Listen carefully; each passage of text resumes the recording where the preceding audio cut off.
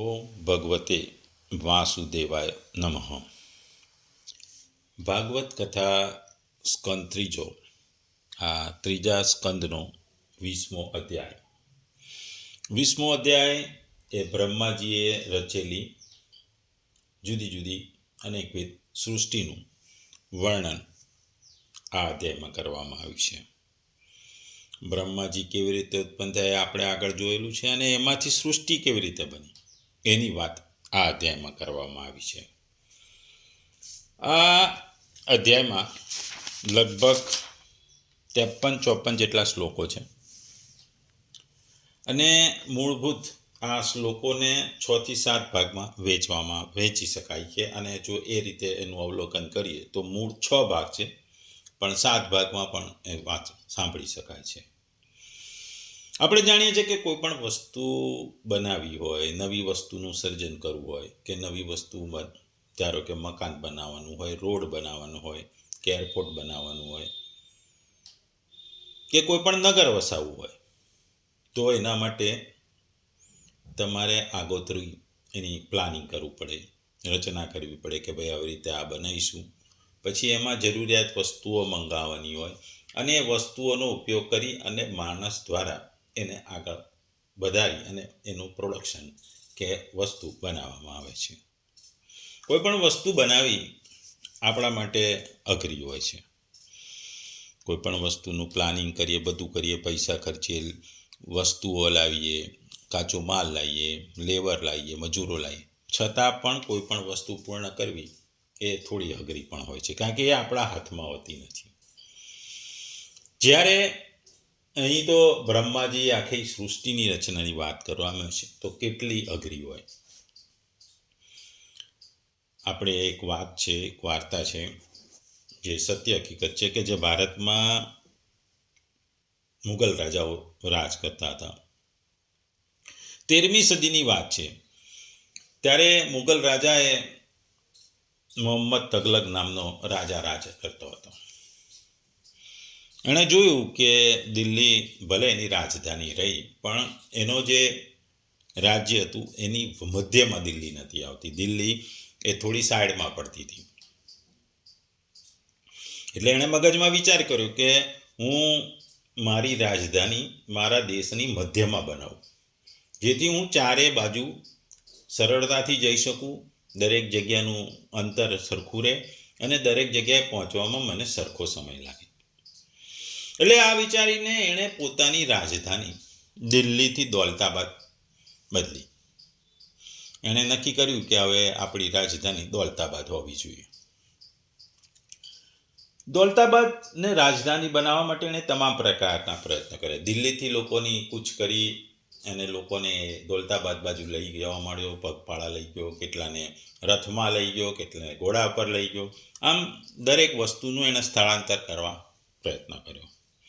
પણ આ સ્થળાંતરની પ્રક્રિયામાં કેટલાય માણસો મરી ગયા, કેટલાક રસ્તામાં મરી ગયા, કેટલા પહોંચ્યા ત્યારે મરી ગયા.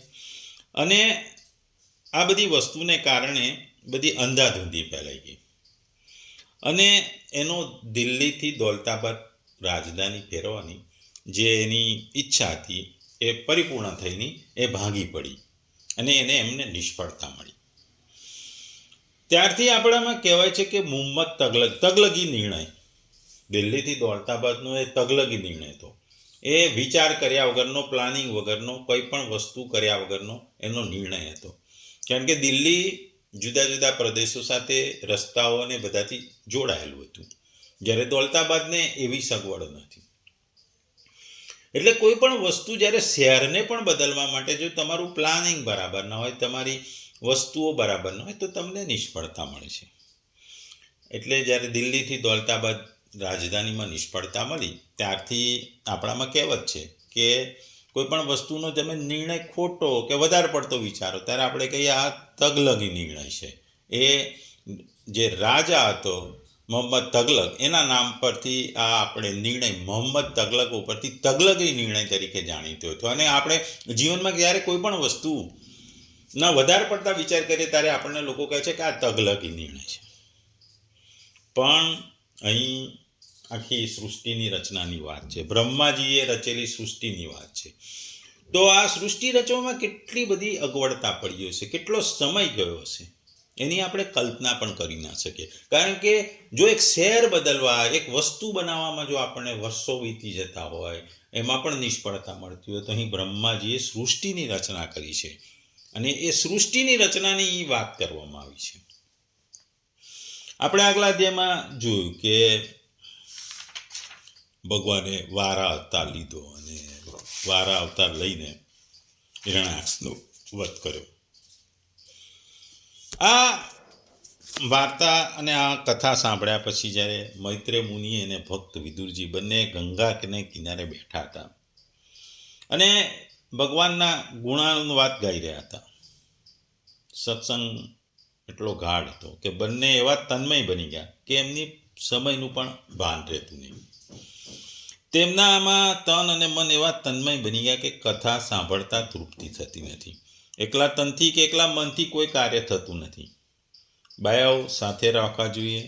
તન કથામાં બેઠવું હોય અને મન બીજે ક્યાંક ભટકતું હોય તો કથાનું શ્રવણ થઈ શકે નહીં. તે જ પ્રમાણે કથા વાંચતા પણ તો જો તેમાં મન પરોવાયું નહીં હોય તો વાંચીશું ને સમજીશું એ અઘરું છે. એટલે દરેક વસ્તુને સમજવા માટે તન અને મન બેવની હાજરી જરૂરી છે અને જરૂરિયાત છે. તન અને મન જો છૂટા પડે તો કોઈ પણ કાર્ય સાધી શકાય નહીં. તન ઘરે બેસે છે અને મન ઓફિસ કે દુકાને જાય તો તે ત્યાં કોઈ કામ કરી આપશે નહીં. બેવ કામ બળશે. આપણે એમ કહેવાય છે બાવાના બેવ બગડ્યા. વ્યવહારિક કાર્ય પૂરું નહીં થાય, કારણ કે પરમાર્થનું પણ કામ કરશે. એટલે આપણામાં કહેવાય છે ને કે દુવિધા મેં દોનો ગયે, માયા મિલી ન રામ. આપણામાં કહેવત છે. એટલે મૈત્રેય અને ભક્ત વિદુરજી જ્યારે બેઠા બેઠા હતા અને મૈત્રેય મુનિ ભક્ત વિદુરજીને બધી ભગવાનની કથાઓ કહે છે, એ સંવાદ અહીંયા આગળ વધે છે. આ અધ્યાયમાં મૈત્રેય મુનિ વિદુરજીને બ્રહ્માજી દ્વારા કરવામાં આવેલી વિશેષ સૃષ્ટિની રચના અને એનું વર્ણન કરે છે, જેમાં તમામ પ્રકારના અસુર, યક્ષ, રાક્ષસ, દેવો સહિત અનેક જીવોની ઉત્પત્તિ વાત થાય છે. આપણે કીધું એમ કે આ અધ્યાય મુખ્યત્વે ઘટનાઓ પ્રમાણે જોઈએ તો મુખ્ય આપણે કીધું તેમ 6 ભાગોમાં આપણે વહેંચીએ છીએ, એને વિભાજિત કરી શકીએ. અને આ 6 વસ્તુઓ આપણે જો કહીએ તો પહેલી વસ્તુ છે કે સૃષ્ટિ કરતા બ્રહ્મા નથી, મૂળ તો ભગવાન છે. અને બીજું પછી માનસ પુત્રોની રચના, પછી તત્વોની સૃષ્ટિની રચના, પછી ગુણ પ્રમાણે જાતિઓનું સર્જન, પછી દીતિની ઘટના ભાવનાનું જે સર્જન છે, હિરણ્યાક્ષનું જે અહંકાર છે, અહંકારથી સૃષ્ટિ જે અસંતુલિત થાય છે, એ વાત અહીં કરવામાં આવી છે. વિદુરજી એને મૈત્રેયજીની પહેલી વાત કરીએ તો પૃથ્વીની સ્થાપના પછીની જે વાત છે એ પહેલાથી ત્રીજા શ્લોકમાં કરી છે. સૌનક ઋષિ સૂત ગોસ્વામીને પૂછે છે કે જ્યારે વારા ભગવાને પૃથ્વીને પુનઃસ્થાપિત કરી ત્યારે સ્વયંભૂ મનુએ પૃથ્વી પર આવનારા મનુષ્યને મુક્તિનો માર્ગ બતાવવા માટે કયા કયા માર્ગોનું અનુકરણ કર્યું. પછી વિદુરની મહાનતાનું જે વર્ણન કરવામાં આવ્યું છે 3 થી 11માં શ્લોકમાં કરવામાં આવ્યું છે. એમાં સૂત ગોસ્વામી વિદુરની મહાત્માનું વર્ણન 3 થી 11માં શ્લોકમાં કરવામાં આવ્યું છે. વિદુરજી મહાભાગવત ભગવાનના મહાન ભક્ત અને ભગવાન કૃષ્ણના અનન્ય મિત્ર હતા. તેમણે ધૃતરાષ્ટ્ર અને તેના પુત્રો દુર્યોધન વગેરેનો ત્યાગ કર્યો હતો, કારણ કે તેઓ ભગવાનની ઈચ્છા વિરુદ્ધ પાપ કર્મોમાં લિપ્ત હતા. અને વિદુરજી આને કારણે જુદી જુદી જગ્યાએ તીર્થયાત્રા કરાય છે અને ત્યાં એમને મૈત્રેય મુનિનો મુલાકાત થાય છે. મૈત્રેય મુનિ સાથે એમને સત્સંગ થાય છે. પછી જે 12 થી 14માં શ્લોકમાં સૃષ્ટિના પ્રારંભિક કારણની વાત કરવામાં આવી છે. 12 થી 14 શ્લોકમાં મૈત્રેય મુનિ કહે છે કે સમુદ્રના જળમાં રહેલા મહાન વિષ્ણુમાંથી સમયના પ્રભાવ અને જીવોના ભાગ્યના કારણે મહત્તત્વ ઉત્પન્ન થાય છે. આ મહત્તત્વ જ્યારે ભગવાનની શક્તિ દ્વારા સુપ્ત થયું ત્યારે તેમાંથી 3 ગુણો એટલે કે સત્વ, રજસ ને તમસનું મિશ્રણ થયું અને તેનાથી આ એક સૃષ્ટિની રચના થઈ. આ સૃષ્ટિના નિર્માણ માટે પરમાત્માએ અચિંત્ય શક્તિ દ્વારા માયાને શુદ્ધ કરી, જેના ફળ સ્વરૂપે વિરાટ પુરુષ સર્વભૌમ સ્વરૂપ ઉત્પન્ન થયા. પછી 15 થી 24માં શ્લોકમાં બ્રહ્માજી દ્વારા અસુરોની ઉત્પત્તિની વાત કરવામાં આવી છે. બ્રહ્માજીએ જ્યારે સૃષ્ટિ રચવાનું ચાલુ કર્યું, જ્યારે બ્રહ્માજીને થયું કે અંધકાર છે, પ્રકાશ નથી, ત્યારે તેમની સામે અંધારું પ્રગટ થયું. તેઓ તમસ એટલે અજ્ઞાનથી ઉત્પન્ન થયેલા અસુરોથી ગભરાયા, દાનવોથી ગભરાયા. આ ભૂખ્યા અને તરસ્યા અસુરોએ બ્રહ્માજીને ખાવા માટે દોડ લગાવવા માંડી. બ્રહ્માજીએ ક્રોધથી તે અસુરમ્ય શરીર અંધકારનો ત્યાગ કર્યો. જ્યારે તેમણે શરીરનો ત્યાગ કર્યો ત્યારે તે શરીર સંધ્યા એટલે કે સાંજનું બની ગયું. પછી 25 થી 36માં શ્લોકમાં પિતૃઓ, યક્ષો અને રાક્ષસોની ઉત્પત્તિની વાત કરવામાં આવી છે. પિતૃઓ ત્યારની વાત કરીએ ત્યારે બ્રહ્માજીએ આશ્વાસન મળ્યું અને તેમણે જે શરીર બન્યું હતું તેમાંથી પિતૃઓ પૂર્વજો ઉત્પન્ન થયા. આ શરીર રાત્રિ બની ગયું. પિતૃઓ ભૂખ અને તરસથી પીડાયેલા હતા. ત્યારબાદ બ્રહ્માજીએ હસતા હસતા બીજું શરીર ધારણ કર્યું, જેનાથી યક્ષો અને રાક્ષસો ઉત્પન્ન થયા. આ ઉત્પન્ન થયેલા જીવોને ભૂખ અને તરસ સતાવતા હતા. જ્યારે યક્ષ રાક્ષસોએ બ્રહ્માજીને ખાવા માટે દોડ લગાવી ત્યારે બ્રહ્માજી ગભરાઈને ભાગ્યા અને ભગવાને તેમને બચાવી લીધા હતા. બ્રહ્માજીએ આ શરીરનો ત્યાગ કર્યો, જે ઉષાકાળ એટલે કે પ્રભાત અને જ્યોત્સના એટલે ચંદ્રપ્રકાશ બની ગયું. પછી 37 થી 45 શ્લોકમાં દેવતાઓ, ગંધર્વો અને અપ્સરાઓની ઉત્પત્તિ વિશે વાત કરવામાં આવી છે. બ્રહ્માજીએ પ્રસન્ન મનથી એક શરીર બનાવ્યું, જેમાંથી દેવતાઓ ઉત્પન્ન થયા. આ શરીર દિવસ બની ગયું અને જીવો સત્વગુણી અને પ્રકાશમય બની ગયા. ત્યારબાદ બ્રહ્માજીએ બીજું શરીર બનાવ્યું, જેમાંથી ગંધર્વો અને અપ્સરાઓ ઉત્પન્ન થયા, જે સંગીત અને નૃત્યથી યુક્ત હતા. આ શરીર તપન સૂર્યનો પ્રકાશ એટલે કે બપોર બની ગયું. ત્યારબાદ 46 થી જે 54માં શ્લોકો છે એમાં ભૂત, પ્રેત, કિન્નરો અને કિમ પુરુષોની ઉત્પત્તિની વાત કરવામાં આવી છે. બ્રહ્માજીએ શરીર બનાવ્યું, તેમાંથી ભૂખને કારણે ભૂત, પ્રેત તથા પિચાસો ઉત્પન્ન થયા. તેઓને સંધ્યાકાળ એટલે કે સૂર્યાસ્તનું શરીર મળ્યું. ત્યારબાદ બ્રહ્માજીએ જે શરીર બનાવ્યું તેમાંથી કિન્નરો, કિમ પુરુષો વગેરેની ઉત્પત્તિ. તેઓ પરોઢિયાનો સમય હતો એટલે કે પ્રભાતનું શરીર મળ્યું. બ્રહ્માજીએ પોતાના શરીરના વિવિધ ભાગોને ધ્યાન, યોગ, તપ અને વૈરાગ્ય જેવા ગુણો સાથે જોડી આ પ્રકારે તમામ સૃષ્ટિની રચના કરી.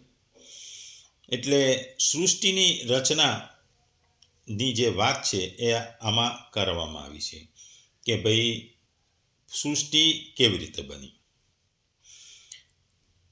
ટૂંકમાં ભગવાને જે બ્રહ્માજીની ઉત્પત્તિ થાય છે નાભિકમળમાંથી વિષ્ણુ ભગવાનના, અને 100 વર્ષ જે બ્રહ્માજી તપ કરે છે અને ત્યારબાદ ભગવાનની ઈચ્છાથી, ભગવાનના આશીર્વાદથી ભગવાન પ્રસન્ન થાય છે એટલે બ્રહ્માજી સૃષ્ટિની રચના કરે છે. ભાગવતના અહીં શ્લોકો બહુ લાંબા અને વિશાળ છે એટલે આપણે ટૂંકમાં જ એની બધી વાત કરીએ છીએ. વિદુરજી પૂછે છે કે સૃષ્ટિ કેવી રીતે રચાઈ, બ્રહ્માએ કેવી રીતે બધું બનાવ્યું, મને સૃષ્ટિના રહસ્યો સાંભળવા છે. ત્યારે મૈત્રેય મુનિ કહે છે આ બધું ભગવાનની માયા દ્વારા થાય છે. બ્રહ્મા એકમાત્ર સાધન છે. બ્રહ્માજી કહે છે કે મને ભગવાને સૃષ્ટિની શક્તિ આપી છે, પરંતુ હું એકલો કરી શકતો નથી. એટલે ભગવાનની કૃપાથી જ સૃષ્ટિ સર્જાય છે. એટલે બ્રહ્માજી તપ કરે છે અને તપથી ભગવાન વિષ્ણુ પ્રસન્ન થાય છે અને પછી સૃષ્ટિની રચના માટે ભગવાન બ્રહ્માજીને માર્ગદર્શન આપે છે. બ્રહ્માજીનો પ્રથમ પ્રયાસમાં બ્રહ્માજી માનસ પુત્રોનું સર્જન કરે છે. બ્રહ્મા પોતાના મનથી આ ઋષિઓ ઉત્પન્ન કરે છે. એમાં મરીચી, અત્રિ, અંગીસ, પુલસ્ત્ય, પુલહ, કૃતુ, વશિષ્ઠ, ભૃગુ, નારદ અને દક્ષ આ બધા માનસ પુત્રો હોય છે, કારણ કે એ વિચારોથી ઉત્પન્ન થયેલા છે. એટલે આ પહેલા માનસ પુત્રો થાય છે. ત્યારબાદ બ્રહ્મા 5 તત્વો, ઇન્દ્રિયો અને મનની રચના કરે છે. પૃથ્વી, જળ, અગ્નિ, વાયુ, આકાશ, 5 જ્ઞાનેન્દ્રિયો, 5 કર્મેન્દ્રિયો અને મન, બુદ્ધિ, અહંકાર. આ તમામ વસ્તુઓ એકબીજા સાથે જોડાઈ એકબીજાને સહકાર આપે છે અને વિશ્વનું ધીરે ધીરે વિસ્તરણ થાય છે. બ્રહ્માજીના વિવિધ સ્વભાવ ધરા પ્રજાપતિઓને રચે છે. દેવ પ્રવૃત્તિવાળા, અસુરવાળા, મનુષ્ય પ્રવૃત્તિવાળા, પશુ પક્ષી, જળચર, ભૂત પ્રેત, રાક્ષસ, યક્ષ, ગંધર્વ અને અપ્સરા. આ બધા જ વર્ગોનું સર્જન અહીંથી થાય છે. ત્યારબાદ દક્ષ પ્રજાપતિનું સર્જન અને તેમની પુત્રીઓનું થાય છે. દક્ષ પ્રજાપતિ ઉત્પન્ન થાય છે. દક્ષને ઘણી બધી પુત્રીઓ થાય છે. તેમાંથી 13 અથવા 16 પુત્રીઓનું વિવાહ કશ્યપ પ્રજાપતિ જોડે થાય છે. દરેક પત્નીઓમાંથી જુદી જુદી જાતિઓ શકાય છે. કશ્યપ દ્વારા જે સમગ્ર સૃષ્ટિનું વિસ્તરણ થાય છે, એમાં અદિતિ દ્વારા દેવતાઓ ઉત્પન્ન થાય છે, દિતિ દ્વારા અસુરો થાય છે, દનુ દ્વારા દાનવો, કદ્રુ દ્વારા નાગો, વિંતા દ્વારા ગરુડ, સુરભી દ્વારા ગાયો, ઈલા અને અરિષ્ટા વડે વૃક્ષો અને વનસ્પતિઓ અને તમસા દ્વારા ભૂત અને પ્રેત. આ રીતે કશ્યપ પ્રજાપતિ સર્વ જાતિઓના વંશ સ્ત્રોત બની જાય છે, એટલે વંશની ઉત્પત્તિ થાય છે. દિતિને ઇન્દ્ર પર ગુસ્સો થાય છે. તે કશ્યપ પાસે કહે છે કે મને દેવોને હરાવનાર શક્તિશાળી પુત્ર જોઈએ. કશ્યપ કે હવે સંધ્યાકાળ છે, આ સમય તામસિક છે, આ સમય થયેલા સંયોગમાંથી તામસિક શક્તિવાળા સંતાન જન્મશે. પરંતુ દિતિના આગ્રહને વશ થઈ પરિણામે હિરણ્યાક્ષ અને હિરણ્યકશિપુનો જન્મ થાય છે. દિતિના ગર્ભથી ઉત્પન્ન થયેલા અસુરો ખૂબ જ શક્તિશાળી બને છે. આગળ હિરણ્યાક્ષ જે આગળ જોયું પૃથ્વીને પાતાળમાં લઈ જાય છે, જેને કારણે સૃષ્ટિમાં અશાંતિ, જોખમ, અસુરોની હિંસા વધે છે. આટલા વસ્તુઓ આ અધ્યાયમાં કહેવામાં આવી છે. આ અધ્યાય સમજવા માટે ખૂબ જ મહત્વનો છે, કારણ કે સૃષ્ટિના સર્જન સાથે થાય છે. આમાં બ્રહ્માના જે મનથી ને જેને દક્ષ પ્રજાપતિથી જે સૃષ્ટિનો વિસ્તાર થાય છે એની વાત કરી છે. આપણે જાણીએ છીએ કે સૃષ્ટિ કરતા બ્રહ્મા નથી, મૂળ કારણ તો ભગવાન છે. ભાગવતમાં સ્પષ્ટ છે, બ્રહ્મા માત્ર એક ઇન્સ્ટ્રુમેન્ટ એટલે કે સાધન છે. મૂળ સર્જન શક્તિ ભગવાનની માયાથી ભગવાન કરે છે. જગત જે ચાલે છે એની પાછળનું રહસ્ય પણ એક પરમ શક્તિ છે, વ્યક્તિગત અહંકાર નથી. એટલે ભગવાન આ સૃષ્ટિને બનાવે છે તો ખરું, પણ એ ચલાવે છે પણ ખરું. માનસ પુત્રો જે વિચાર શક્તિ દ્વારા જે સર્જન થાય છે એ દર્શાવે છે કે થોટ, ઇન્ટેલેક્ચ્યુઅલ અવેરનેસ આ બધું સર્જન કાર્યમાં મુખ્ય છે. વિશ્વ એક ભૌતિક નથી, એમાં ચેતનાત્મક તત્વો પણ જરૂરી છે. એટલે ભૌતિક વસ્તુઓ સાથે ચેતનાત્મક વસ્તુઓ જોડાય છે. એટલે માનસ પુત્રો એટલે કે વિચાર શક્તિનું સર્જન છે. એટલે સૃષ્ટિ એક ભૌતિક વસ્તુ નથી, એમાં ચેતનાત્મક વસ્તુઓ પણ જોડવામાં આવે છે. વિચારો છે, ભાષા, ક્રિયા, સર્જન, આ બધી વસ્તુઓ એકબીજાને જોડાયેલી છે. અને વિચારમાંથી ભાષા, ભાષામાંથી ક્રિયા અને ક્રિયામાંથી જે સર્જન થાય છે એ માનસ પુત્રોની એક આપણા માટે હકીકત છે. પછી સૃષ્ટિ તત્વોથી પરંપર ક્રિયાથી બને છે. એટલે જે આપણે છે શરીર નથી, પણ આપણું અસ્તિત્વ જે જુદા જુદા તત્વોની સમતોલ પ્રક્રિયા છે એના પર છે. એમાં 5 મહાભૂત છે, 5 ઇન્દ્રિયો છે, અને આ 5 ઇન્દ્રિયો અને 5 મહાભૂતોની સાથે મન, બુદ્ધિ અને અહંકાર આ એકબીજા સાથે જોડાય છે અને આપણા અસ્તિત્વની વસ્તુને એ શરીરની સાથે જોડાય છે અને તત્વો ઉમેરાય છે, ત્યારે તત્વોથી સૃષ્ટિ બને છે. એ વાત અહીં કહેવામાં આવી. પછી આગળ જે સત્વ, રજસ અને તમસ અનુસાર જે ગુણો છે એના અનુસાર જે જાતિઓ અનુસાર સર્જન થાય છે, એ સમગ્ર સર્જનો જે ગુણો ઉપરથી થાય છે. જો સત્વ ગુણોવાળા હોય છે એ દેવો કહેવાય છે. રજસ ગુણોવાળા છે એ માનવ ગણાય છે, યક્ષમાં ગણાય છે. અને તમસ ગુણો જે તમસ ગુણોવાળા છે એ અસુરો અને ભૂત પ્રેત જેવી વ્યક્તિનું નિર્માણ થાય છે. સૃષ્ટિમાં આપણે જોઈએ તો બધા સારા નથી, થોડા ખરાબ પણ હોય છે, ઘણા બહુ જ ખરાબ હોય છે અને ઘણા બહુ જ સારા હોય છે. એટલે દરેક વ્યક્તિ પોતાના ગુણોને અનુસાર અસ્તિત્વમાં આવે છે અને એ જ પ્રમાણે બ્રહ્માંડની જે સર્જન છે બ્રહ્માજી, એમાં આ ગુણોને પણ મહત્ત્વ આપવામાં આવ્યું છે. જે દિતિની ઘટના આવી એ એક ભાવનાનું સર્જન છે. દિતિનો જે ક્રોધ હોય છે એ તામસિક ગુણો છે, એ પ્રેરણા સાથે જોડે. એટલે આ તામસિક ગુણોથી જે વ્યક્તિ ઉત્પન્ન થાય છે, જે અસુરોનું સર્જન થાય છે. એટલે સર્જનમાં માત્ર શારીરિક નહીં પણ ભાવ છે, મનોદશા અને સંજોગો પણ સ્વભાવ નક્કી કરે છે. વ્યક્તિ જ્યારે ગુસ્સો આવે છે ત્યારે તમસ ગુણમાં જતો રહે છે અને એ દિતિની ઘટના એ ભાવનાનું સર્જનની અસર છે. પછી જે અહંકારથી જે હિરણ્યાક્ષનો અહંકાર એનો નાશ થાય છે. એટલે આપણે જ્યારે જોઈએ છીએ જ્યારે સૃષ્ટિ પર અહંકાર કે પાપ વધે છે ત્યારે સૃષ્ટિ અસંતુલિત થઈ જાય છે, હાલક ડોલક થવા મળે છે. એટલે સૃષ્ટિને ફરીથી સંતુલિત કરવા માટે ભગવાન જન્મ લે છે. આપણે જોયું કે હિરણ્યાક્ષ પૃથ્વીને પાતાળમાં લઈ જાય છે, અહંકારથી ડૂબેલો છે, પણ બ્રહ્માંડના સંતુલનને જાણવા ભગવાન વારા અવતાર લે છે અને વારા અવતાર લઈને હિરણ્યાક્ષનો નાશ કરે છે અને પૃથ્વીને પાછી પોતાની ધરતી એટલે ધરા ઉપર ફરીથી મૂકી દે છે. એટલે હંમેશા જ્યારે જુઓ, જ્યારે વ્યક્તિના મનમાં અહંકાર આવી જાય ત્યારે એ પ્રકૃતિમાં ખરાબ ગુણોથી ભરાઈ જાય છે. અહંકારને કારણે માણસ પોતે પણ અસંતુલિત થઈ જાય છે. ટૂંકમાં જો આ આખા અધ્યાયને આધુનિક સમયમાં જો કમ્પેરિઝન કરીએ, આધુનિક સમયની વસ્તુઓ સાથે એને તુલનાત્મક અભ્યાસ કરીએ તો જે વિદુરજી અને મૈત્રેય વચ્ચેનો જે સંવાદ છે એ આજના સમયમાં જે શિક્ષક અને વિદ્યાર્થી, મેન્ટર અને સ્ટુડન્ટ વચ્ચેની વાતચીત છે. આપણે જાણીએ છીએ કે કોઈ વ્યક્તિને તકલીફ હોય, સ્ટુડન્ટને તકલીફ હોય તો એના ગુરુ કે આ મેન્ટર જાતે જાય છે કે કોચ હોય, આજે રમતગમતમાં કોચ હોય, એ કોચ એને ગાઈડન્સ પૂરું પાડે કે તારે આમ કરવાનું તો તારું આમ થશે. એટલે જ્યારે જીવનમાં પણ કોઈ પ્રશ્ન આવે તો તમારે તમારા મેન્ટર કે ગુરુ સાથે તમારે એની વિસ્તારથી ચર્ચા કરી એનું નિરાકરણ લાવવું જોઈએ. આપણે જોયું કે વિદુરજી મૈત્રેયજીને કહે છે કે જગત કેમ ચાલે, જન્મ મરણ કેમ છે, મારો રોલ શું છે.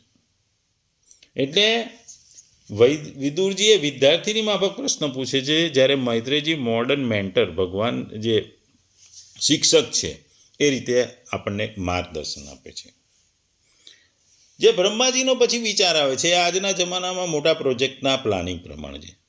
સૃષ્ટિનું સર્જન એ બહુ મોટી સિસ્ટમ છે, ખૂબ જ મોટી સિસ્ટમ, એની કોઈ તુલના નથી.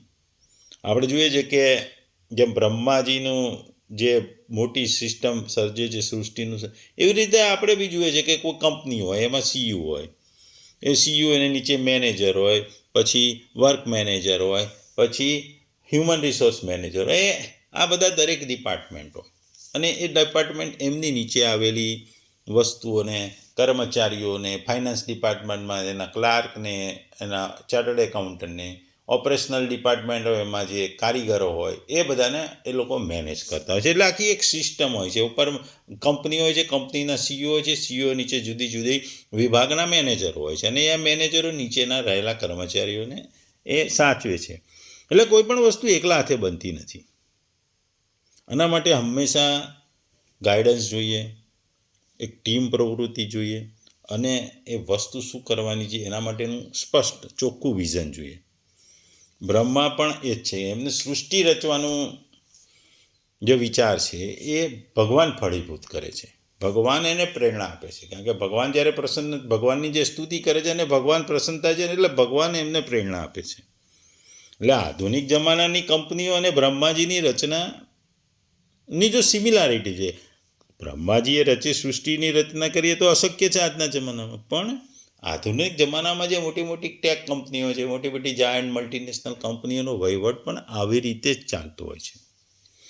માનસ પુત્રો માનસપુત્રો એટલે આજના જમાનાની તમારી મૂળભૂત ટીમ કે કોર ટીમ કે થિંક ટેન્ક, જે તમારી વિચાર શક્તિ હોય.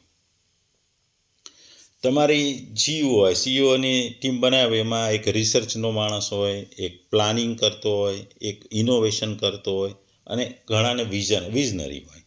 એટલે રિસર્ચનો હેડ હોય, સ્ટ્રેટેજિક ટીમ હોય, ઇનોવેટર હોય, વિઝનરીઝ હોય. બ્રહ્માએ મનમાંથી ઋષિઓ ઉત્પન્ન કર્યા. આધુનિક ભાષામાં કહીએ તો થિંક ટેન્ક અથવા ફાઉન્ડિંગ ટીમ, એટલે આ ફાઉન્ડર કહેવાય કે ફાઉન્ડિંગ ટીમ. 5 મહાભૂત અને ઇન્દ્રિયો આજના સમયમાં બેઝિક વસ્તુ છે. જો આપણે જોઈએ કે બેઝિક આપણે એક વસ્તુ હોય, ઇન્ફ્રાસ્ટ્રક્ચર હોય, એમાં એક હાર્ડવેર હોય, પ્લસ એમાં સોફ્ટવેર એડ કરવામાં આવે. 5 જે તત્વો છે આજના જમાનામાં ગણીએ એ તો આપણું એ રો મટીરિયલ છે. પૃથ્વી એ હાર્ડવેર છે, જેમાં સિલિકોન ને મેટલ છે. જળ છે એ કુલિંગ સિસ્ટમ છે. અગ્નિ છે એ પાવર અથવા એનર્જીનો સોર્સ છે. વાયુ એ નેટવર્કિંગ છે. અને આકાશ એ ડેટા સ્પેસ ક્લાઉડ છે. એટલે આધુનિક જમાનામાં જોઈએ તો આ 5 મહાભૂતોને આપણે આવી રીતે કમ્પેર કરીએ. અને જેને ઇન્દ્રિયો છે એ ઇન્દ્રિયો ઇનપુટ આઉટપુટ સિસ્ટમ જેવી છે. મન અને બુદ્ધિ એ પ્રોસેસર ને જે આપણું પ્રોસેસર હોય કે જે સિસ્ટમ હોય કે સિસ્ટમ એટલે કે આઈફોનની હોય કે પછી એન્ડ્રોઈડની સિસ્ટમ હોય, એ પોતપોતાની સિસ્ટમ હોય. એટલે 5 તત્વો અને આ ઇન્દ્રિયો એટલે આપણું આઉટપુટ ઇનપુટ, અને મન અને બુદ્ધિ એ પ્રોસેસર અને આપણી જે બેઝિક ઓસ સિસ્ટમ હોય એ છે. આ રીતે ફિઝિકલ અને ઇન્ટેલિજન્સ બંને મળીને સિસ્ટમો ચાલે છે. કોઈ એક ભૌતિક વસ્તુથી નહીં ચાલે, એમાં તમારે ચેતનાઓ એડ કરવી પડે. ચેતનાઓ છે એને એડ કરો તો જ એ વ્યક્તિ એક સિસ્ટમ બને. જેમ હાર્ડવેર સોફ્ટવેર સાથે પાવર સપ્લાય, નેટવર્કિંગ, પ્રોસેસર, ઓસ એ બધું જકડાયું. એટલે એમ આખું જગતની રચનામાં પણ જોડાયેલું છે. પછી આગળ જેમ વિવિધ પ્રજાઓનું જે સર્જન છે એ આજના સમયમાં જોઈએ તો જુદા જુદા વિભાગો છે. એક આખી એક ઇકોસિસ્ટમ છે. આપણે એક મોટી કંપની હોય, હવે તો એની એક ઇકોસિસ્ટમ હોય કે આ અમદાવાદ સિટીમાં છે, આ સુરત સિટીમાંની એક સિસ્ટમ છે. એમાં જુદા જુદા ડિપાર્ટમેન્ટ, એચઆરનું, હ્યુમન રિસોર્સનું ડિપાર્ટમેન્ટ હોય, ફાઇનાન્સનું ડિપાર્ટમેન્ટ, ટેકનોલોજીનું હોય, ડિઝાઇનનું, ઓપરેશનનું હોય, ટ્રાન્સપોર્ટનું હોય, હેલ્થકેરનું હોય, સિક્યોરિટી હોય, મીડિયા સાથે ઇન્ટરેક્શનની મીડિયા ડિપાર્ટમેન્ટ હોય. આમાં એનિમલ હોય, હ્યુમન, પ્લાન્ટ, બાયોલોજિકલ ઇકોસિસ્ટમ છે. એ જ રીતે દેવો લીડરશિપ હાઈ લેવલ ફંક્શન કરે છે. અસુરો ડિસ્ટ્રપ્ટિવ છે, જે એગ્રેસિવ ફોર્સ છે. માનવ એ મિડલ લેવલનો ડિસિઝન મેકિંગ વ્યક્તિ છે. નાગ, યક્ષ, ગંધર્વ એ સ્પેશિયલ જે તાલીમ સ્કિલ ડિપાર્ટમેન્ટ કે સ્પેશિયલ તાલીમ પામેલા કર્મચારીઓ છે. પ્રાણી અને ઉડતીઓ જાતિઓ એ ડિફરન્ટ ઇકોસિસ્ટમ. એટલે જો આધુનિકમાં જોઈએ તો ડાયવર્સિફિકેશન કરવું પડે, અને એની એક આખી લાઈફની એક ઇકોસિસ્ટમ હોય. કોઈ પણ વ્યક્તિની હોય, એમ વ્યક્તિની હોય, સમાજની હોય, કોઈ કંપનીની હોય, એ રીતે બ્રહ્માંડની જે બ્રહ્માએ રચનાની પણ એક ઇકોસિસ્ટમ છે, અને એ ઇકોસિસ્ટમમાં જ આખી ચાલતી હોય છે. દેવો, દાનવો, અસુરો, માનવો, નાગ, પશુ, પક્ષી, આ બધું સિસ્ટમનો એ બધા જુદા જુદા ભાગ છે. પછી દક્ષની પુત્રીઓ અને કશ્યપ એ collaboration partnership. Kashyap main facilitator છે, દક્ષની પુત્રીઓ સ્પેશિયલાઇઝ ડિવિઝન છે. અદિતિ ડિવિઝન એટલે positive project, divine value. Diti division એટલે aggressive project, competitive market. Kadru division એ સિક્યોરિટી અને ડિફેન્સ છે. Vinata division high speed transport. અને સુરભી ડિવિઝન ડેરી અને ફૂડ ઇકોસિસ્ટમ. એટલે ડિફરન્ટ સેક્ટર અને ડિફરન્ટ ઇન્ડસ્ટ્રી છે. દિતિનો જે ક્રોધ છે આજના સિસ્ટમમાં જે નેગેટિવ સિસ્ટમ છે ને મગજમાં જે નકારાત્મકમાં હોય છે, નકારાત્મક જે અસુર ગુણ ગણાય છે, જે રોજ છે અસુર ગુણ છે, એને લીધે મગજમાં તમારે નકારાત્મક એક સિસ્ટમ છે, એક ગુણની ઇફેક્ટને કારણે નકારાત્મક થાય છે. અને આ નકારાત્મક વસ્તુઓ તમારે રોંગ આઉટકમ એટલે ખોટી વસ્તુ તરફ દોરી જાય છે. તમારા જે પોઝિટિવ વસ્તુ છે એને બદલે નેગેટિવ વસ્તુ મનમાં વધી જાય તો ઓટોમેટિક તમે ખોટું કામ કરો, ખોટા કાર્ય કરો. તમારી જે આવડત હોય એટલું પ્રમાણે કામ ન કરો, એનાથી ઓછું કામ કરો. એટલે આ નેગેટિવિટી જે દીતિનો ક્રોધ છે એ આપણા આજના આધુનિક જમાનાની એક નેગેટિવિટી છે, અને એને લીધે એનું આઉટકમ ખોટું આવે છે. જ્યારે દીતિના પુત્રનો પણ મરણ થાય છે, દીતિનું આઉટકમ ભાઈ ખોટું હતું, એમ આપણી પણ નેગેટિવિટીનું આઉટકમ હંમેશા ખોટું હોય છે. હિરણ્યાક્ષ દ્વારા જે પૃથ્વીનું અપહરણ કર્યું હતું એ આજના જમાનાનો ઈગો સિસ્ટમ છે. જે ઈગો હોય છે, માણસની ઈગો બહુ જે કામ રાવણનું બી અભિમાન નહોતું રહ્યું. આપણે જોયું કે રાજા રાવણ આટલો બધો સત્ય, પણ એના અભિમાનનો અંત હોય છે. એમ હિરણ્યાક્ષ જે બસ શક્તિશાળી હતું એને ખૂબ જ ઈગો આવી જાય છે. એને એવું આવી થાય છે કે મારા જેવો કંઈ છે નહીં. આપણે જોઈએ છીએ કે જુદા જુદા દેશોમાં જ્યારે ડિક્ટેટર પાવર લઈ લે છે ત્યારે અસંતુલન બનાવે છે અને લોકશાહી માટે આંદોલન થાય છે, અને એ ડિક્ટેટરને કાઢી અને સમાજમાં એ લોકશાહીની સ્થાપના થાય છે. ઘણી વખત આજના જમાનામાં જો સીઈઓ ખરાબ હોય તો કંપનીને નુકસાન કરે છે. ઘણી વખત વ્યક્તિ એક જ ફેમિલીની મોનોપોલી ચાલતી હોય તો બી આજે એનું નુકસાન થતું હોય છે. અને આ આખી સિસ્ટમમાં તમે એક ખરાબ ડિસિઝન લો, એક ખરાબ પગલું લો, એ તમારી આખી સિસ્ટમને નકારાત્મક કરી અને ખરાબ કરે છે. એટલે અહંકાર બી નકામી વસ્તુ છે. જે પૃથ્વીને પેટાળમાં લઈ જવાનું હિરણ્યાક્ષનું એ અહંકારની નિશાની છે, ને અહંકારનો હંમેશા નાશ થાય છે. અહંકાર લાંબો સમય સુધી ટકતો નહીં. અહંકારનો નાશ છે અને થાય છે જ, અને એના માટે રાહ જોવી પડે છે, પણ એ હંમેશા છેલ્લે તો અહંકાર પતનને માર્ગે જાય છે. અહંકાર કાયમ ટકતો નથી.